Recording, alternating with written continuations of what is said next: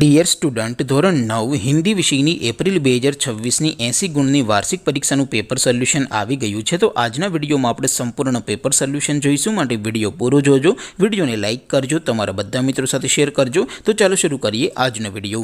દોસ્તો, ધોરણ 9 હિન્દી વિષયની એપ્રિલ 2026ની 80 ગુણની વાર્ષિક પરીક્ષાનું સંપૂર્ણ પેપર સોલ્યુશન PDF ફોર્મેટમાં ડાઉનલોડ કરવા માટેની લિંક આ વિડીયોના ડિસ્ક્રિપ્શનમાં આપેલી છે। તેના પર ક્લિક કરીને તમે ક્વેશ્ચન પેપરની અને તેના સંપૂર્ણ પેપર સોલ્યુશનની એમ બંને પીડીએફને સૌથી પહેલાં ડાઉનલોડ કરી શકો છો। અથવા તો દોસ્તો, પેપર સોલ્યુશનની PDF ડાઉનલોડ કરવા માટે તમારે ગૂગલ ઉપર સર્ચ કરવાનું છે www.mygkguru.in। આ વેબસાઇટ તમે સર્ચ કરશો એટલે જે પહેલી લિંક આવશે એના ઉપર તમારે ક્લિક કરવાનું છે। જેવું ક્લિક કરશો એટલે સોલ્યુશન માટેની mygkguru.in આ વેબસાઇટ ઓપન થઈ જશે। વેબસાઇટ ઓપન થયા પછી તમે સ્ક્રોલ કરીને થોડાક નીચે જશો તો ત્યાં તમને વાર્ષિક પરીક્ષાના સોલ્યુશન માટેના ધોરણ વાઇઝ લીલા રંગના બોક્સ જોવા મળશે।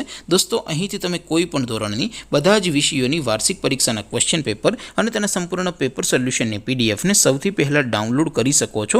જેમ કે દોસ્તો, અત્યારે હું ધોરણ 9 માટે STD9 વાળા બોક્સ ઉપર ક્લિક કરીશ। જેવું ક્લિક કરશો એટલે નવું પેજ ઓપન થશે।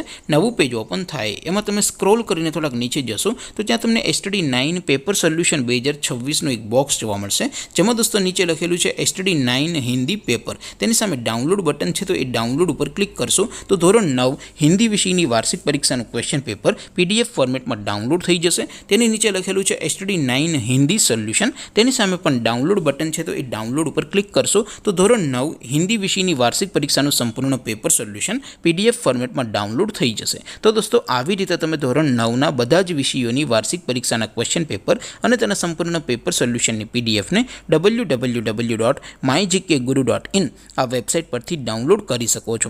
તેમ છતાં કોઈ ક્વેરી હોય, કોઈ પ્રશ્ન ન સમજાતો હોય તો નીચે કોમેન્ટ કરીને પૂછી શકો છો।